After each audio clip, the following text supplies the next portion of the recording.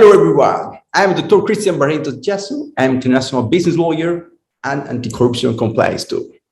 Thank you for subscribing and sharing all video about international security, anti-corruption, anti-crime, compliance, all business. And now we talk in this special edition today, Monday, 9th of March. It's a special edition with Martin Arostegui, the most important journalist. Thank you so much. Thank you, Martin. His experience, have more experience in investigate in journalism, especially in military and intelligence matters, who has covered a key international conflicts. We are now seeing the deploying Ukraine. He has worked for Voice of America, Wall Street Journal, the Daily Telegraph, the Washington Times, CNN, Fox News, and United Press International, and France 24. And he's author of a book, very interesting book, about the military special operation called Twilight Warriors. Thank you so much, Martin, today, Monday. Thank you, Christian. Great to be on board. Thank you very much. So, what's the news for having me? Well, I think everybody, the news today is basically a non-news. The news today is something of a non-event. Putin gave his May 9th speech that everybody had anticipated, commemorating the day of the Russian victory over, well, the Allied victory over Nazi Germany in World War II, which is the big annual celebration in Russia since the time of the Soviet Union. And everyone expected a very bellicose speech. They expected him to make nuclear threats. They expected him to declare war formally on Ukraine. They expected him to declare the annexation of the Donbass region. A lot of things were expected of Putin. Perhaps I'm glad I didn't have this podcast earlier, because the momentum towards whatever the expectations of some very warlike speech by Putin, very threatening speech, was so tremendous, so it would have been difficult to dissent from it, even though I always had my doubts, my reservations about it. But no, I mean, the speech was very low key. He didn't make any threats. In fact, everyone thought that his nuclear threat would have been dramatized by flying in the Doomsday plane, the plane they have, that both the President of the United States and the Premier of Russia have, prepared to take off in the event of nuclear attack, which they would command command land forces from to get airborne, basically, so that they'd be away from the actual impact of any nuclear strike. And that didn't happen. He didn't fly his Doomsday plane as it was expected that he would do during his first speech. And what is most amazing, actually, is that he didn't mention Ukraine once. He justified the war going on. He acknowledged that there's a war going on, and he justified it on the basis that Russia was defending itself against NATO. That NATO had provoked a war, and that NATO was threatening Russia, and that Russia was defending itself in Ukraine. That is how he presented the conflict. He didn't make a single mention of Ukraine. He didn't say it once. Nor was his speech accompanied by any major Russian offensive in Ukraine. People believed that he would make some desperate major assault on the steel factory in Mariupol, where there's still 1,000 members of the Ukrainian Azov battalion holding out. That didn't happen. There had been some probing into the steel plant, into defenses earlier in the week. I think there were some Spetsnaz operations, maybe tunnel into it through tunnels that had already been used and detected, and to try to tunnel into the Azov steel plant that way, but they were repulsed.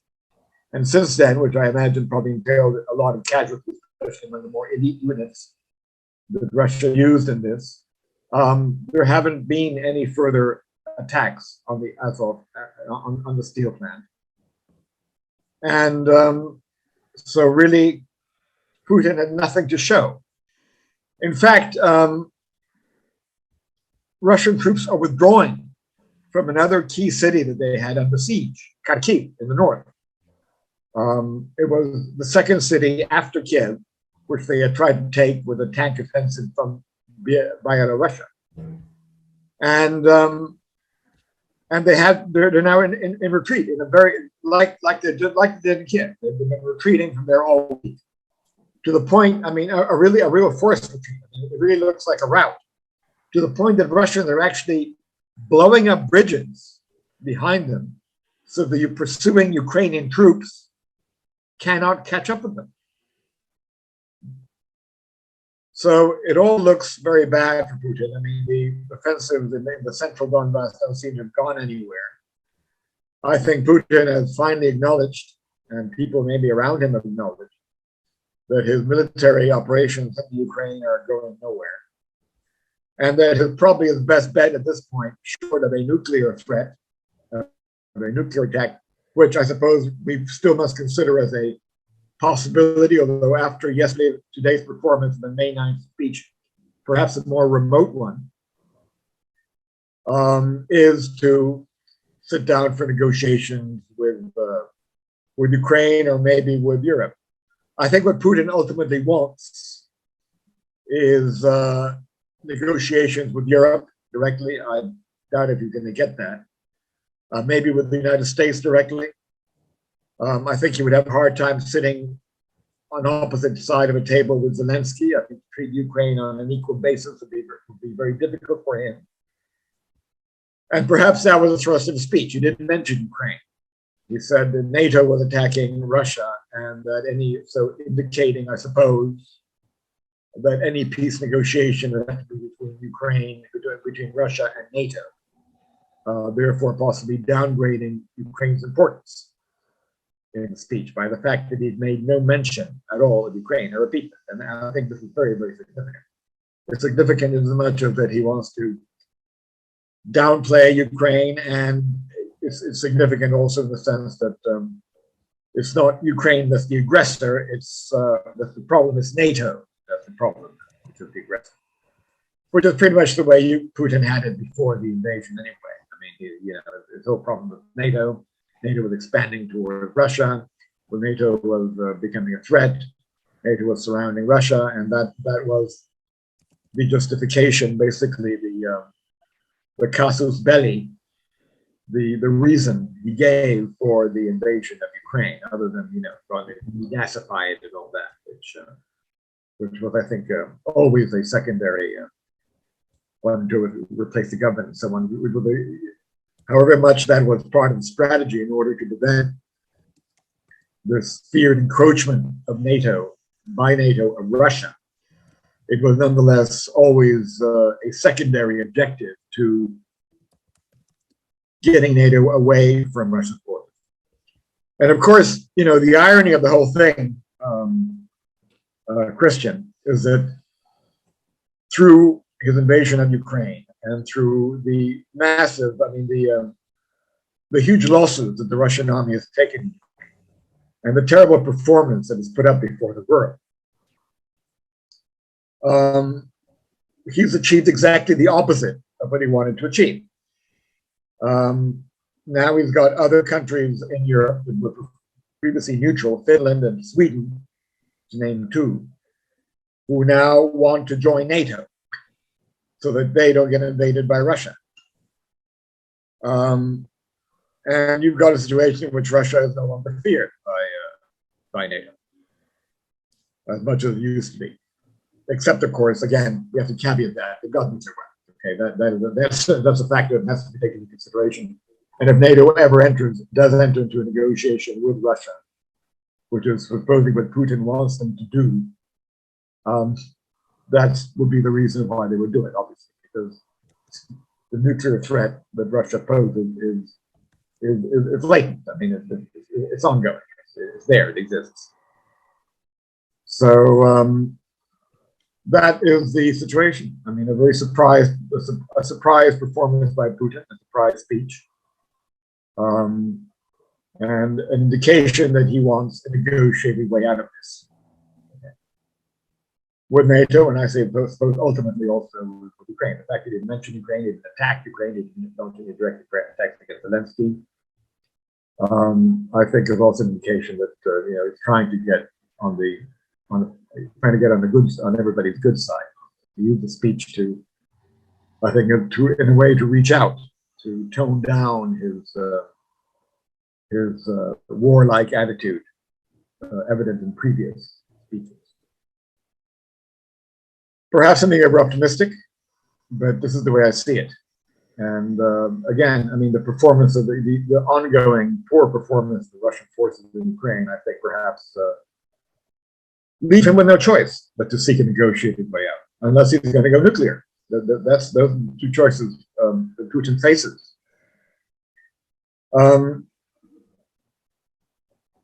It's strange. I mean, over the past 2 weeks since the withdrawal from Kiev, in fact, the level of reinforcements of Russian forces in eastern Ukraine, in the Donbass region, has been minimal. They're up to about maybe a bit less than 100,000 men. A few additional troops have arrived, but I think it's believed to have been actually troops from Syria, which may include some of the Hezbollah fighters that they've recruited. And possibly also troops are being pulled out of Syria to go to fight to Ukraine, but it's a minimal amount. I mean, you're talking maybe 4,000-5,000 men, a brigade-sized unit at best. So I think we have a situation there in which it really does seem like Russia's military campaign does appear, if not winding down, it certainly does not seem to be intensifying at this stage.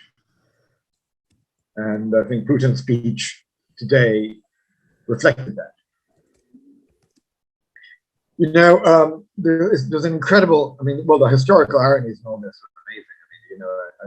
A real historian,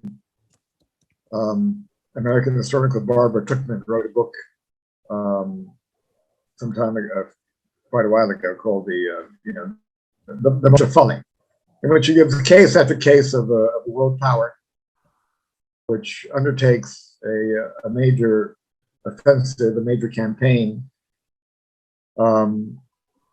to achieve a certain result, and ends up achieving exactly the opposite of what it intended to.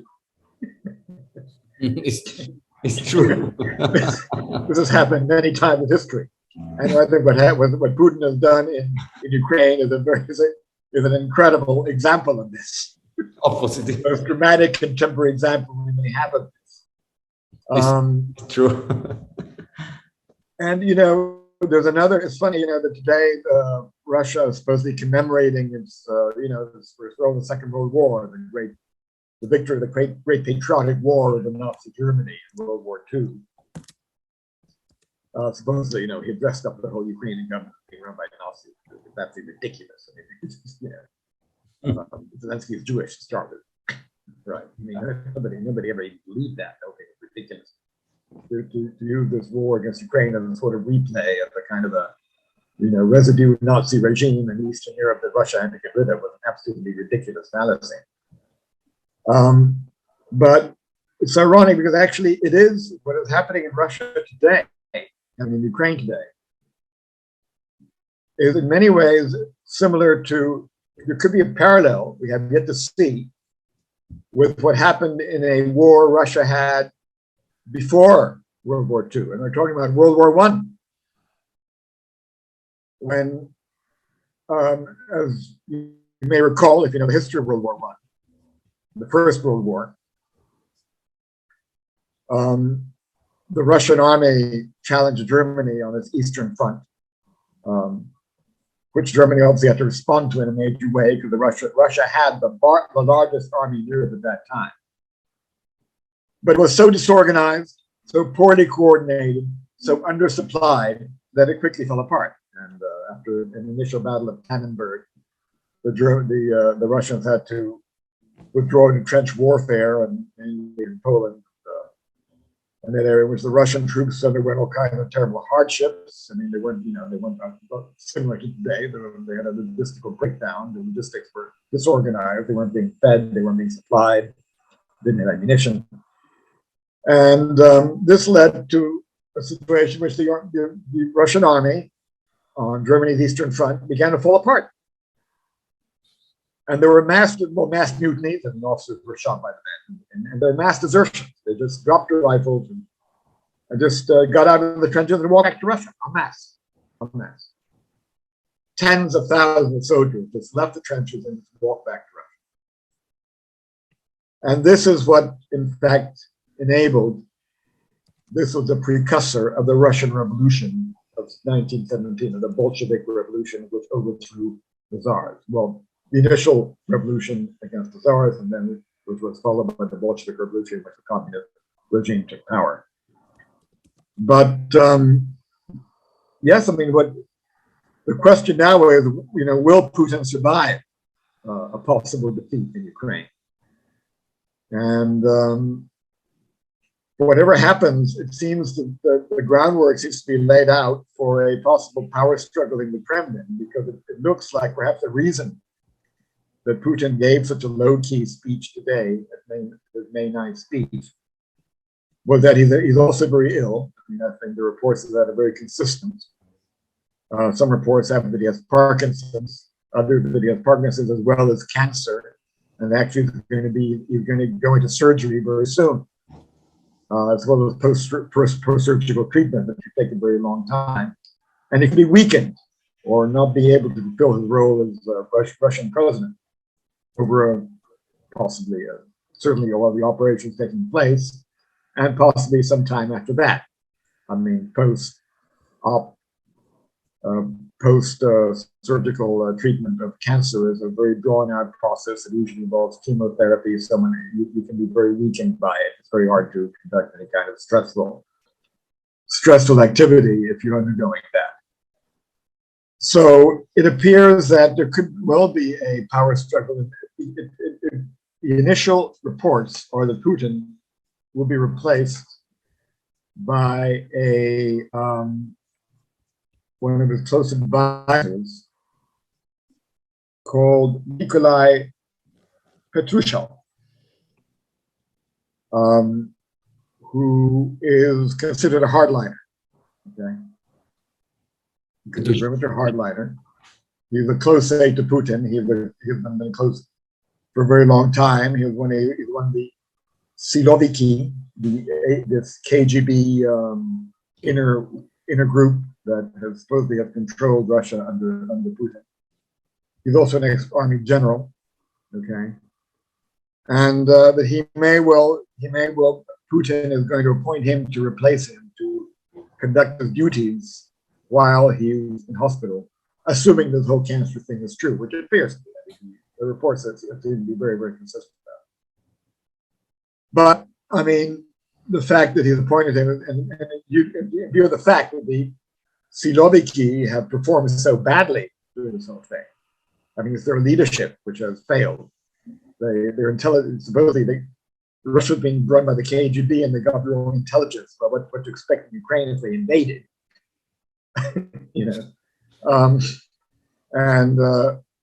But undoubtedly, other people, other powers that be in Russia with influence in the Kremlin, economic circles, oligarchs, maybe the army itself, may well challenge Petrushov's power.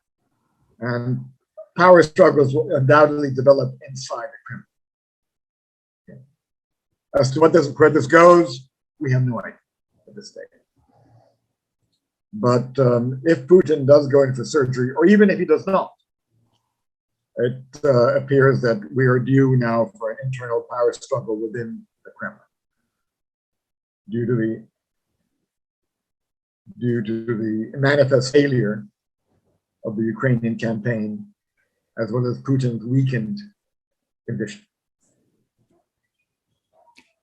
I have a question. Why Russia rewrite the history of March night in 1944 after 70 years ago. Why?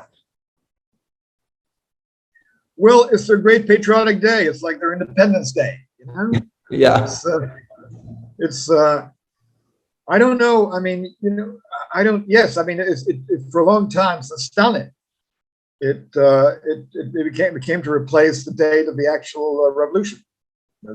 In fact, the date of the revolution is really not commemorated in Russia. Well, I mean, the date itself is always confusing. I mean, the series of events that led to the Bolshevik takeover. It's probably hard to actually identify a day in which it'll happen. But the victory over Nazi Germany has defined Russia. It's defined post-war Russia.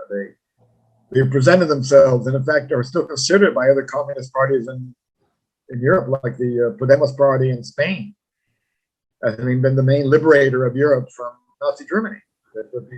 What the other allies did was a far lesser consequence with Russia than the campaign in Russia, in which millions of Russians were killed to expel Germany from Russia and invade Germany itself and eventually take Berlin in a very bloody struggle. And you know, I think what Putin was hoping to do would be to kind of sort of relive this victorious day, this victorious period of Russian history in which it gained control over all of Eastern Europe through his invasion of Ukraine. He was going to assert Russia's leadership in Europe through invading and controlling Ukraine. And of course, this has been a manifest failure. You know, it's interesting. I mean, the way he you know, the way he dwelled, the way he blew up, constantly held up the Nazi connection in Ukraine. It was all based on the role that the Azov battalion played. The whole thing. I mean, the only legacy, the only kernel of Nazi legacy, kernel of truth there is to this myth of the Nazi presence in Ukraine is that the Azov battalion, this very elite battalion, which continued to hold on in Mariupol, does incredible military feats during this war, and undoubtedly has had a lot of CIA and British training, was originally founded at the time that Germany invaded Ukraine on its way to invade Russia. It was an ultra-nationalist Ukrainian, it grew out of an ultra-nationalist Ukrainian movement prior to World War II, which came under some Nazi influence, or rather it developed Nazi sympathy. And it actually fought alongside the Germans against Russia because they were against Stalin.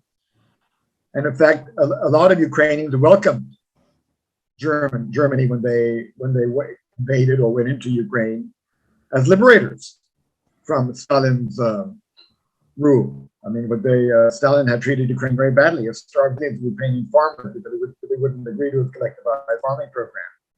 They hated Stalin, and a lot of them sided with Germany against Russia. And one of these movements, one of these units to do so, was this Azov battalion, which traces its legacy to its alliance with Germany against Russia in World War II. That's it. It's a long historical connection, you know, which is ridiculous. I mean, there are units in there are units today in the Spanish army that fought, that fought with Franco. I mean, does that mean the whole Spanish army has to be tinged Nazi or fascist?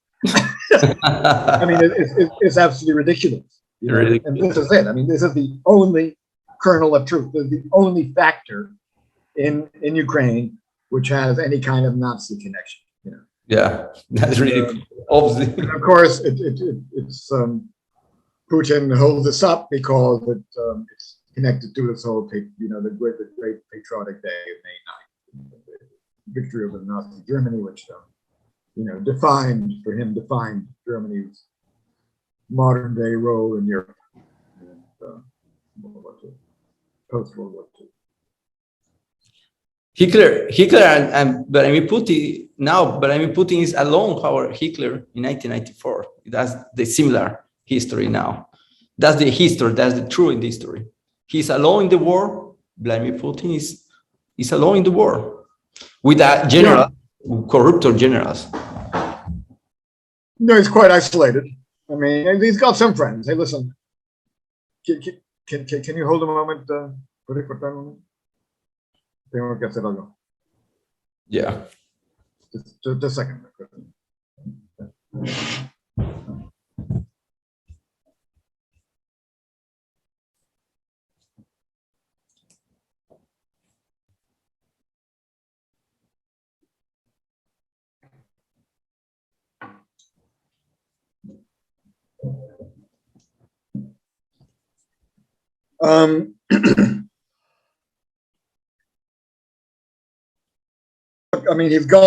Russia, I honestly think Russia is not as isolated as as one might think at this stage.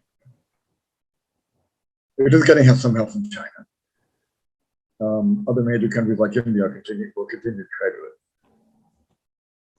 And in fact, Serbia, Belarus, although that's pretty much a puppet dictatorship, limited. Although Lukashenko has been kind of cooling down his rhetoric as well. He's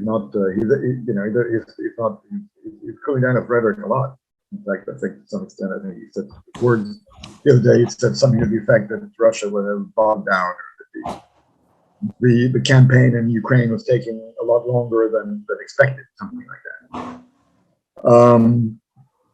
That it wasn't producing the results that had been expected.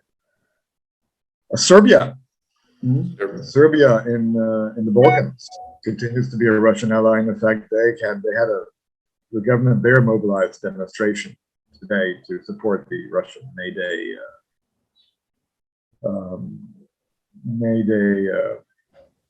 9th of May celebration. And in fact, China recently delivered an anti-aircraft air defense system to Serbia. Curiously, I thought this may be perhaps a disguised way that they could maybe be sneaking missiles or air defense systems to Russia. But as far as I know, it stayed in Serbia. But yeah, there was this curious delivery very recently, soon after Russia invaded Ukraine, of a Chinese air defense system to Serbia. So he's got, of course, Latin American allies, Venezuela, from which he continues to take out gold. Argentina in Neuquén. Argentina, to a lesser extent, I don't think Argentina is very open. In Neuquén, have China's bases in Neuquén. It's probably to support to Russia too. So he may not be as internationally isolated as you may think. And again, I think this may be a factor that may make him want to perhaps. He may have support in any kind of international negotiation. And obviously, his better treatment is allowing Ukrainian civilians trapped in Mariupol, in the steel factory, to leave, to evacuate from there. And I think they all did evacuate successfully. Two areas of Ukraine controlled by Ukraine, not like we were doing before, in which they were being evacuated to be taken to labor camps in Russia or just being deported. There were mass deportations to Russia. I think that stopped. And the civilians remained in Mariupol, were successfully evacuated to Western Ukraine, to areas of Ukraine under control of the government, of the Ukrainian government. I think that was done with some possibly some intervention on the part of the UN Secretary General Guterres, who visited Moscow a week ago, and he'll talk to Putin, and I think may have convinced him to set up a more humanitarian treatment for Ukrainian civilians in exchange for perhaps his backing, his support for international negotiations to end the conflict.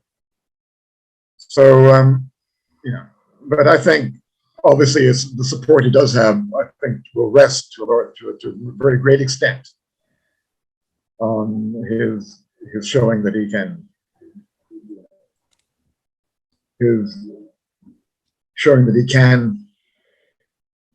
behave and act in a more civilized manner. Russia can act in a more civilized manner than it has now.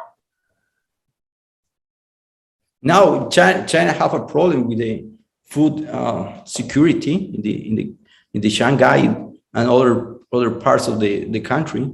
That's important now to analyze in this point if continue to support Russia or is alone with this problem China. What do you think about China, the problem of the food and all others problems, the Shanghai and other ports have a problem with the ports too? Well, I don't. Frankly, I've been following Russia a bit too closely. Perhaps I haven't been following what's happening in Shanghai too closely. There are a lot of interpretations about what's happening. One is it is a disguised political crackdown by Xi Jinping in what is the most sophisticated region of China, where even members of the Communist Party, if not challenging, are beginning to question his regime, and where some opposition to him within the ruling system appears to be coming from. So I think this may well be a reason why Shanghai is paralyzed, both due to this COVID scare and due to the apparent supply chain problems, which are inability of Shanghai to produce or to distribute goods, possibly because the whole city is a large part of the city is locked down and is not active, not functioning.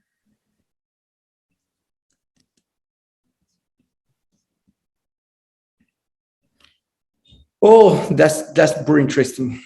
For conclusion, in this moment, this podcast, why is the next strategy of Russia in March 9th and continue with the eastern in Ukraine, and it's lost the war. No? It's a victory against the invasion of the Russia and Belarus and economic sanction. Well, I think it's a bit too early to call victory yet. I mean, I still think you've got a drawn-out situation there. I don't think he's going to pull the troops out of Russia anytime soon. In fact, maybe he can't. And the strategy is, I don't think there is a strategy. I think they're bogged down there. They're not sure exactly what to do to achieve their objectives. They've given up on some of them. They can't take Kharkiv, right? I suppose they'll eventually take. I assume they may eventually take Mariupol to continue to lay siege to the Azov battalion that's entrenched there. I think they bombed Odessa today. There was some strike against it, so they're continuing to.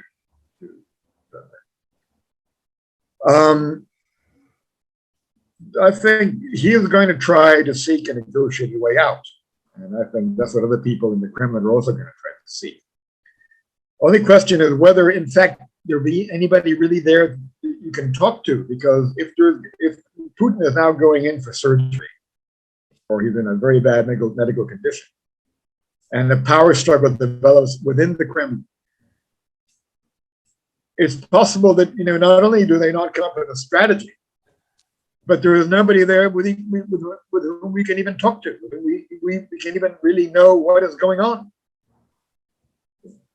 I think that is a very strong possibility of what could happen, of what could develop. Nobody really there to give an order. I mean, who would order troops out of Ukraine? Nobody could possibly do that. So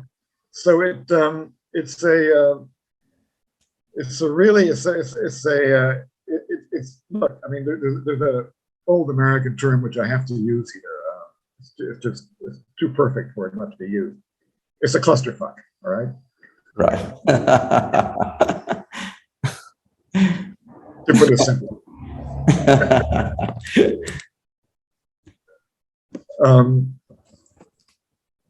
That's about it. I mean, there is no strategy. I don't think the Russians have a strategy anymore. Very, very interesting, your analysis. Thank you so much, Martin Arostegui, the most important journalist in this podcast. Thank you all. Subscribe to YouTube channel, International Law. We talk about international law, business, security, international security, compliance, anti-corruption with Martin Arostegui. Thank you, Martin Arostegui. Thank you, Christian. Talk to you next time. Bye. See you next podcast.